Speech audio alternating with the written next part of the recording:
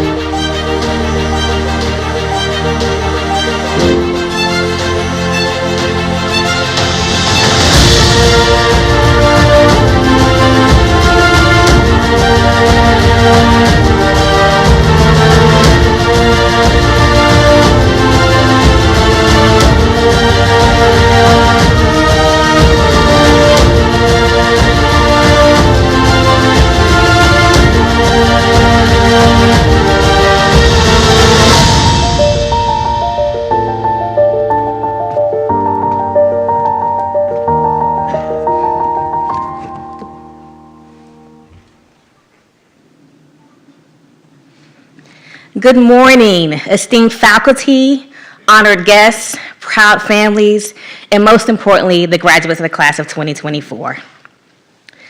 What a remarkable day this is. It is truly a privilege to stand before you as you celebrate this incredible achievement. As the Director of Alumni Engagement for the College of Sciences, I am beyond excited to help guide you as you make the transition from students to alumni. Today marks not only the end of your academic journey here at Georgia Tech, but also the beginning of a lifelong connection to the Institute and the broader Georgia Tech alumni community. Welcome to the family. As you leave campus and embark on your next chapter, you join a distinguished network of over 200,000 alumni who have gone on to make incredible achievements across every field. This network is yours now. It's a resource that will support you, connect you, and inspire you to reach new heights. You are now a part of something bigger than yourself, a proud community of Yellow Jackets, making an impact around the world. As you move forward in your career and lives, I encourage you to remain engaged with the College of Sciences and the broader Georgia Tech alumni community. Stay involved, offer mentorship resources to future generations, and help shape the next wave of leaders. By continuing to give back, whether through time, talent, or treasure, you ensure that Georgia Tech remains a place of opportunity and excellence. You provide Yellow Jackets the same incredible opportunities that were afforded to you. On behalf of the entire alumni engagement community, I want to wish you all the very best in everything you do. We'll be cheering you guys on from here, and we look forward to hearing about all your successes and contributions to the world. Congratulations once again on your graduation. Welcome to the Georgia Tech family. Go Jackets.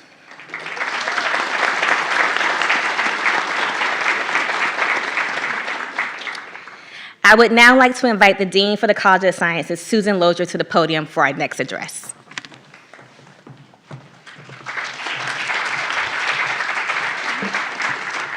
Thank you, Leslie. Hello, everyone. I am very pleased to welcome everyone to this inaugural event. This is our very first College of Sciences Master's Ceremony.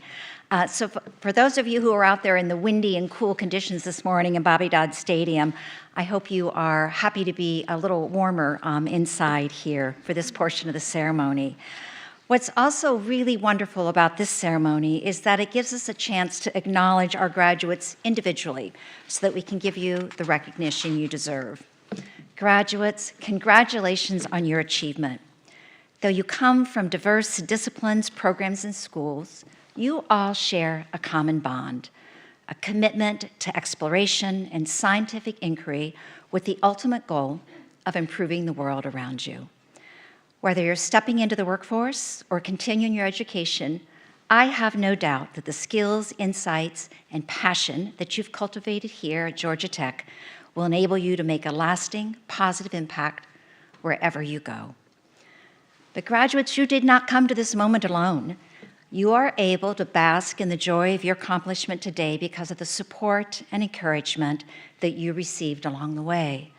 And so I would like to take a moment to acknowledge all family members, friends, faculty members, and classmates gathered here today who are here to support you. So please join me in applauding and thanking them for their part in your journey.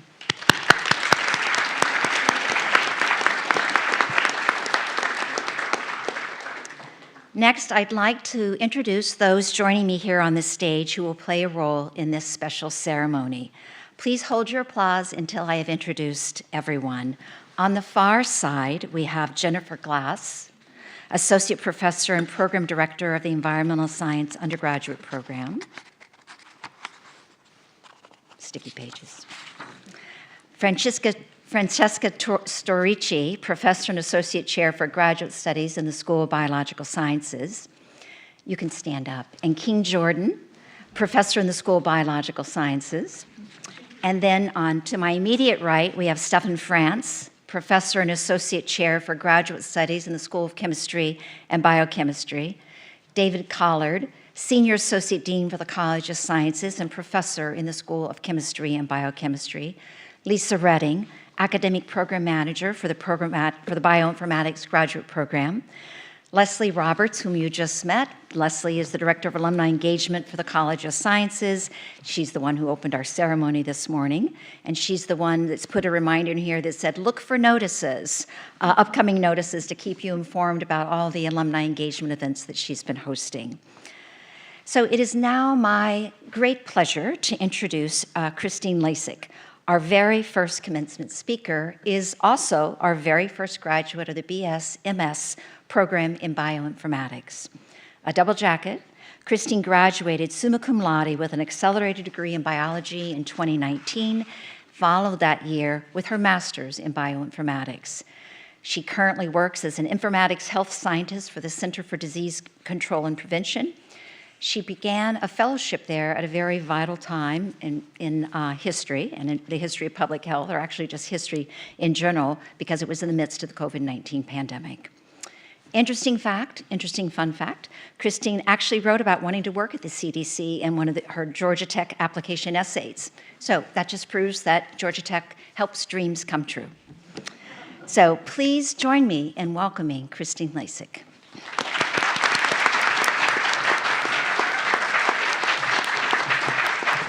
Thank you, Dean Lozier. Thank you. Good morning, graduates, family, friends, and faculty.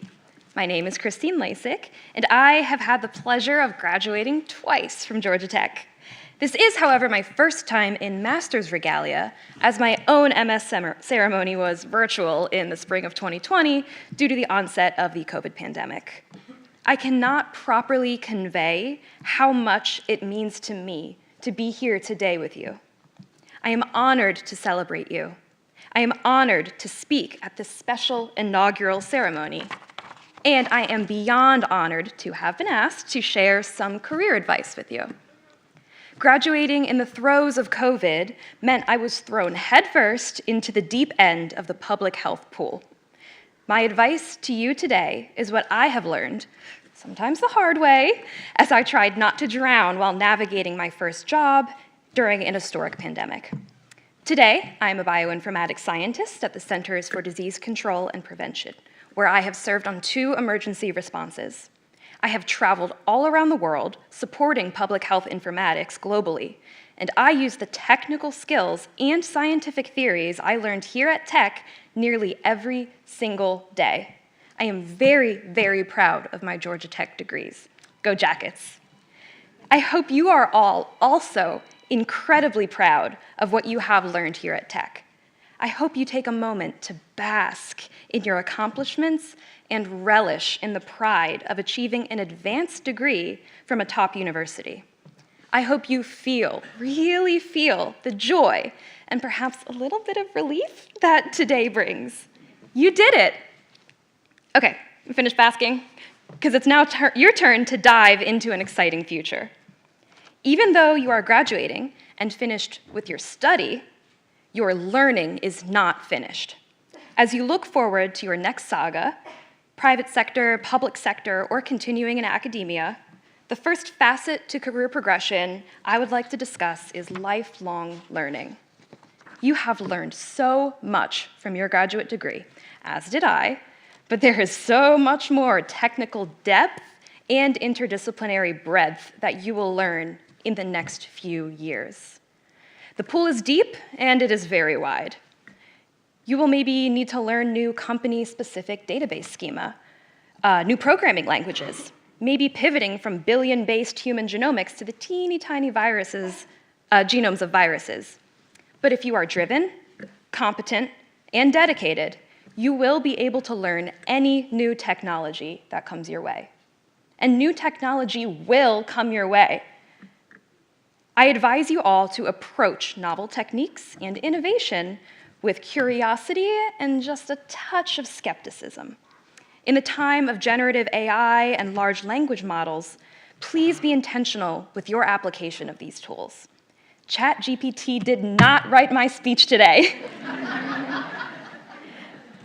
And I hope it means just a little bit more to you that I agonized over what exactly to say today, dedicating time and effort to help mark the end of a degree to which you also dedicated time and effort. As much as we love statistics and experiments, you will face professional trials that require of you more than the technical concepts and skills that you have practiced and learned. There were aspects of my job I was honestly not completely prepared for. In my work overseas, I have found myself in the midst of geopolitical subtext or diplomatic quagmires, which I did not study in school. In my day-to-day, I never expected to write so many emails. You are going to write so many emails. So how do you make yourself a more holistic scientist and employee, or a better email writer, most importantly? I think the answer is to read. I don't mean you have to read scientific papers or technical references.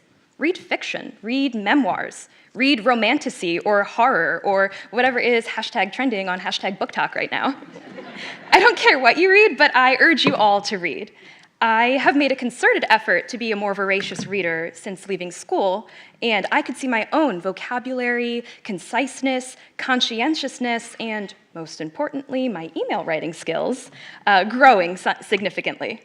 If you read and apply yourself to learning new technical skills along with those softer skills, you will see yourself quickly develop from a new STEM graduate to a well-rounded subject matter expert in no time. Aside from learning, another principle that has made a difference in my early career has been advocacy. Having an advocate, being an advocate for yourself, and later, being an advocate for others. Omnidirectional advocacy, if you will. The most impactful work I have been able to do has only happened when someone higher up than me is in a meeting that I was not invited to, saying, Christine should do that work, or Christine should have that role. Christine should come to Oman. Okay, cool, thanks. You might do the best work on your team or some of the best in your division, but if there is not someone higher up than you advocating on your behalf, your work may not be fully recognized, and you may not be considered for new opportunities and growth. I also encourage you all to advocate for yourself. Have pride in your work. When you have big ideas or want to take on new projects, express that. What is a resume and a job interview if not an exercise in self-advocacy? On the flip side, as you progress in your career, as you start to lead others, which you will, advocating for your team is essential. Good work deserves to be recognized and appreciated. One day, you might even get to advocate for your current classmates. Sure, you may not have been any help with each other getting this first job, but when the time comes for your second or third job changes, keep in touch with each other. You might be able to advocate for or recommend a former classmate for a position in your company, or vice versa. My next point parallels nicely with advocacy, and that is collaboration. We saw in the pandemic that diseases know no borders. Now more than ever, collaboration across countries, states, entities, agencies, sectors, and companies helps humanity to progress. I have worked with scientists from over 90 countries, and that collaboration has exposed me to fascinating ways of prioritizing solutions, multi-layered solutions to complex problems. I have learned so much from training and supporting other ministries of health in bioinformatics. And better understanding the needs and barriers to disease surveillance worldwide has made me a better scientist. I have been so impressed by these international partners who do incredible science despite supply chain issues, political limitations, and even actively being at war. You will have so much to learn from your future colleagues and mentors. Ask questions, take notes, and be a good collaborator. You may not have any homework in your future, but much of your work will feel like a class group project, and being someone that others want to work with can only help you advance. What else makes you someone others want to work with? Most simply, it's excellence. Be good at what you do. You already are excellent. You have worked to excel through challenging scientific curriculum. You have balanced classwork and lab work and maybe even work to be graduating today. You have an advanced degree from the Georgia Institute of Technology. You have proven by your being here today the capacity to learn and the ability to apply your skills and do that well. So this is where things get a little cyclical. If you're a quick learner and become excellent at what you do, it will get noticed. Getting recognized like this earns you advocates who can open doors and recommend new opportunities for you. These opportunities can lead to new collaborations, giving you more people to learn from and more at which to excel. Impressing your collaborators can convert them into advocates for you and for your work, which starts that whole cycle over again. Lacing together this network of learning, advocacy, collaboration, and excellence is how I credit my own career progression and how I have also seen my peers grow in their careers. I would not be here speaking with you today if I had not had advocates in the College of Sciences in meetings that I was not invited to saying, hey, what about Christine as a speaker? And for that, I am so enormously appreciative. I'm almost finished, but I have one last piece to this puzzle I would like to add. The final facet of these gems that I want to highlight is kindness. Be kind to your colleagues. Say yes as much as you can when someone asks for your help. People remember that. When you are impressed with the talents of others, tell them. I have a folder in my Outlook email labeled kindness, and every time a colleague or collaborator sends a sweet note my way, I save the email there. I go through and read them every so often, and that makes a huge difference in my morale and my feeling of doing impactful work. In the coming months, as you start your new positions and probably feel overwhelmed with all that there is to learn, remember that feeling, so that when you are the big boss in a few years, be kind and patient with the new grads who are starting out. Just important, be kind to yourself. Have patience with yourself as you learn the ropes of your new job. Have patience when it takes time to get over that dreaded imposter syndrome. Have patience as you make mistakes. You will make mistakes. I have made mistakes. I have written code that unintentionally mass deleted all the files around it. Thank goodness for backups. I have given myself food poisoning on 4 continents. I didn't know that narwhals were real animals till I was in my 20s. And Google Translate, for gendered languages, it will apparently default to male adjectives. So I have sent many an email to non-English speaking partners referring to myself as a dude. It happens. It's rough sometimes, but allow yourself to make errors. My boss always tells me, we don't live to work, we work to live. Lean on your support system, your friends, your partner, your family. They can be the key to finding that evasive and nebulous work-life balance, to figure out what it looks like for you. My husband, Josh, has been instrumental in helping me keep burnout at bay. There are times where I will have a super busy work day and neglect self-care like nutrition, and I'll say, I don't feel so good. And he'll say, what did you have for lunch today? And apparently, an entire jar of pickles is not the most health-conscious answer. He helps ensure that some more food groups are represented come dinner time. And when he has a stressful day at work and risks burning out with his job, I suggest we get sushi and skip cooking altogether. So for us, work-life balance looks like supplementing bad days with good food.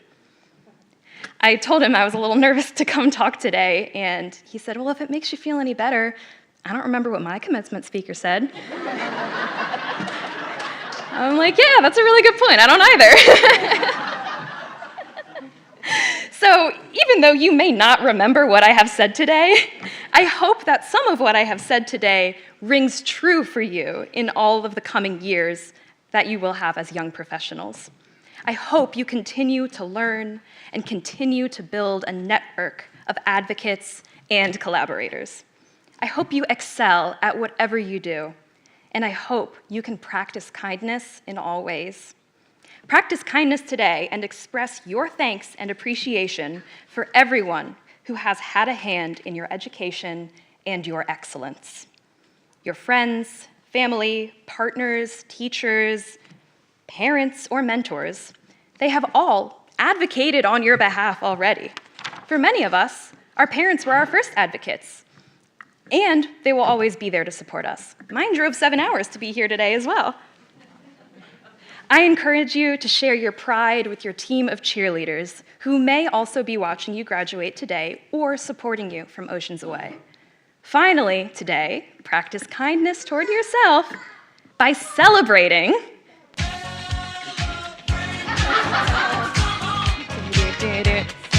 It's a celebration. Thank you so much for your attention today. Congratulations, master's graduates.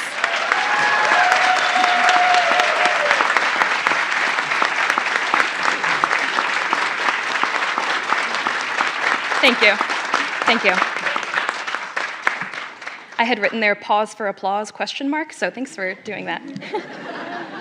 And next, I would like to introduce one of my advocates from my time in school, Lisa Redding, Academic Program Manager for Bioinformatics and Quantitative Biosciences.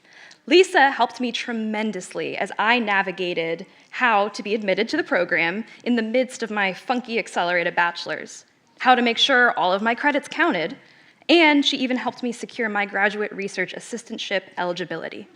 Lisa is a huge reason why I chose this graduate program and why I continue to return for career days and how I continue to try to recruit from the current student pool.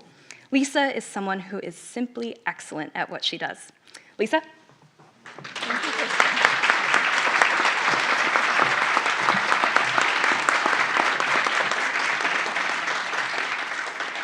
And now it's time for what you've all been waiting for. This morning's institute-wide ceremony officially conferred master's degrees on all of our graduates. This ceremony is where we will individually recognize each of our graduates for their accomplishments here at Georgia Tech. I will introduce a representative from their school or interdisciplinary program, and each graduate will be recognized as they walk across the stage in front of you. Dean Lozier, will you please join us? Let's get started. I would like to welcome our first group of graduates who are receiving master's degree in biology from the School of Biological Sciences. The School of Biological Sciences' mission is to conduct exceptional research at the leading edge of biological sciences and to provide high-quality, innovative education for undergraduate and graduate students. There are 8 research centers affiliated with the school, and current research focuses include computational biology and bioinformatics, ecology, evolution, and behavior, integrative physiology, and molecular and cell biology. The school will be represented by Francesca Storici, Professor and Associate Chair for Graduate Studies.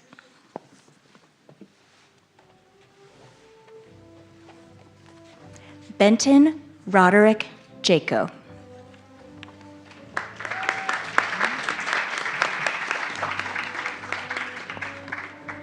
Junwei Lee.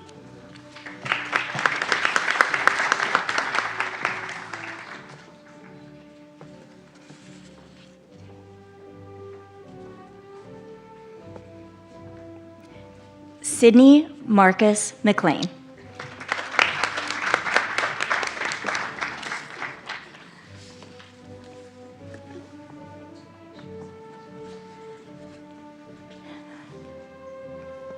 Finique Ugine Parker.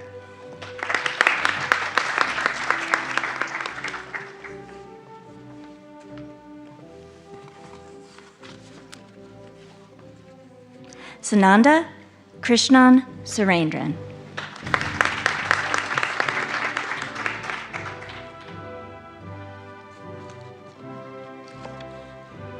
Now we will begin recognizing graduates receiving a master's degree in bioinformatics. This is our largest group of graduates today, and they are also from the School of Biological Sciences. Bioinformatics focuses on DNA and protein sequence analysis, comparative genomic analysis, macromolecular structure modeling, and molecular evolution. Bioinformatics will be recognized by King Jordan, a professor in the School of Biological Sciences and director of the Bioinformatics Interdisciplinary Graduate Program.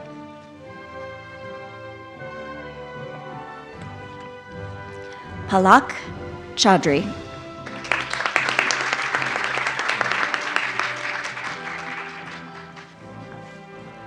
Rohini Chebi.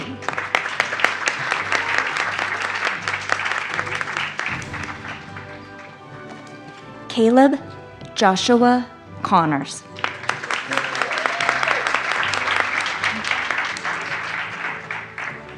Sarth Diskalker.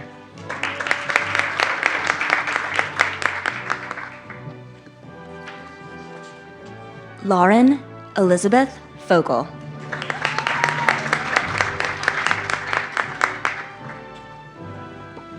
Meghna Godbolet.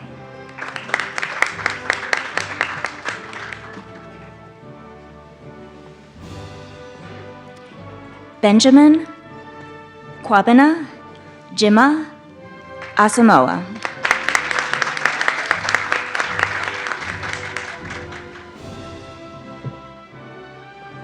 Lucy Johns.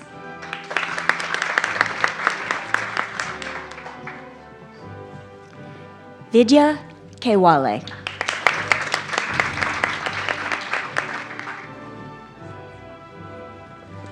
Asma Abdul Kimani.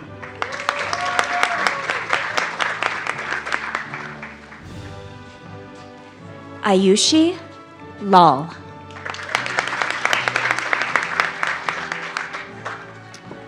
Boshwan Lee.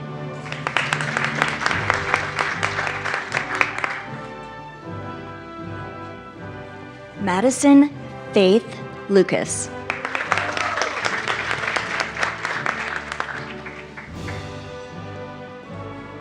Anna McKee.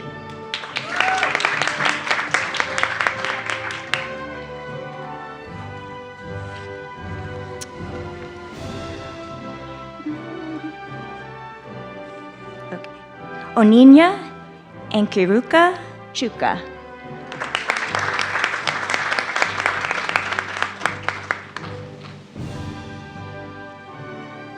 Nia Simone Meadows.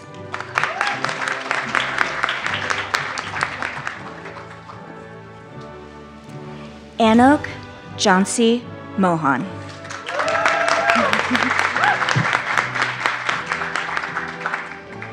Kamala Ambika Natarajan.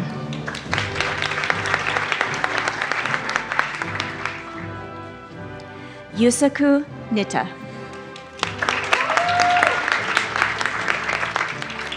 Thon Long Wen.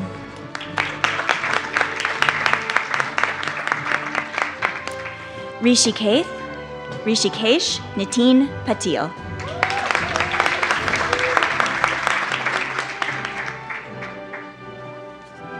Savrina Nika Solartash.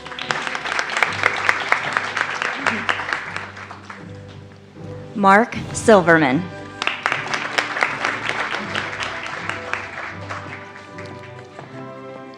Ramya Srinivasan.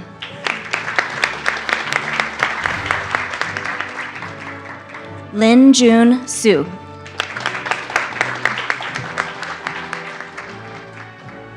Tamarine Tandra.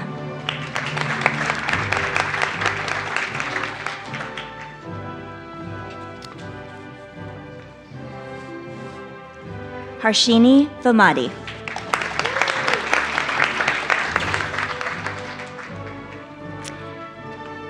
Charith Ian Vijayasekara.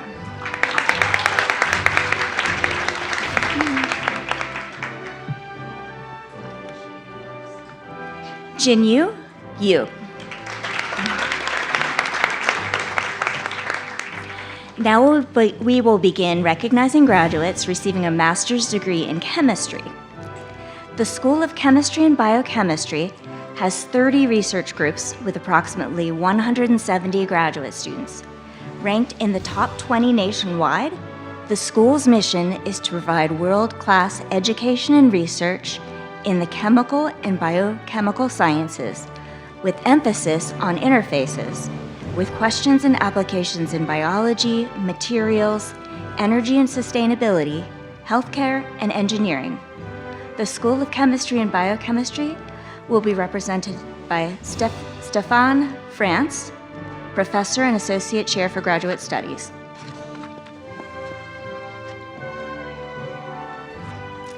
Jada Simone Gray.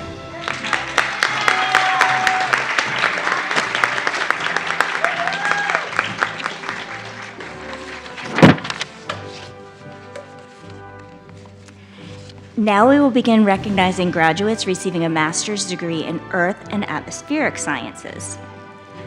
The School of Earth and Atmospheric Sciences research focuses include atmospheric chemistry, aerosol and clouds, paleoclimate, space and planetary science, astrobiology, biogeochemistry, climate oceanography and weather, solid earth sciences, and cryospheric science.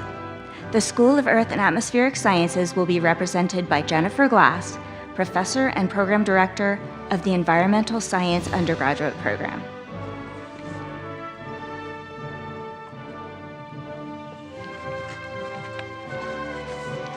Leilani Nichelle Warters.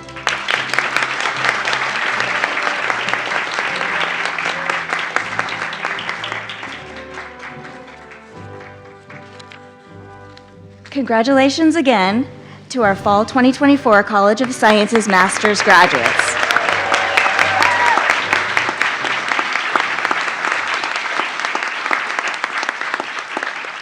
I would now like to invite Dean Lozier back up to the podium.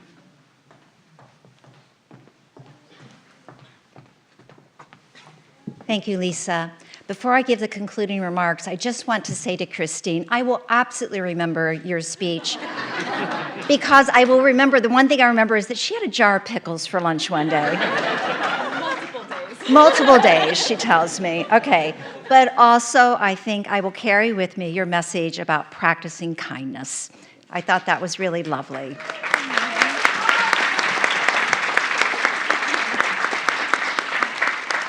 Kindness should, we should remember that more than pickles, so.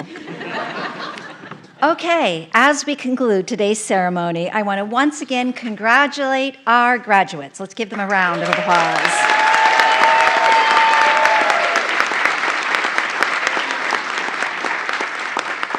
You worked hard to get to this day, so I hope you take some time today, tomorrow, to really celebrate your accomplishments. You certainly deserve it.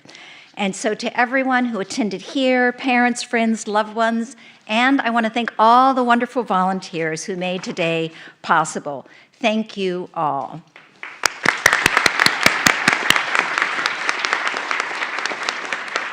I'm delighted that our inaugural event went so successfully, and I know there's a number of people in this room that played a large part in making that the case, and I just really want to express my gratitude to them. So it's not over yet. We want to invite everyone to stay after our ceremony ends and enjoy refreshments and the opportunity to take photographs. So our reception is just around the corner, so please join us. You can congratulate your fellow classmates, other parents, loved ones gathered here, and faculty members can take time to add their congratulations as well.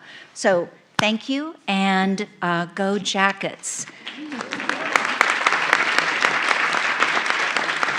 So please remain seated until all of our graduates have exited the theater. But for now, please feel free to sing along to our historic fight song, The Rambling Wreck. So the stage party is going to be walking out, but we will plan to see you at the reception for our hot cocoa bar. Thank you all.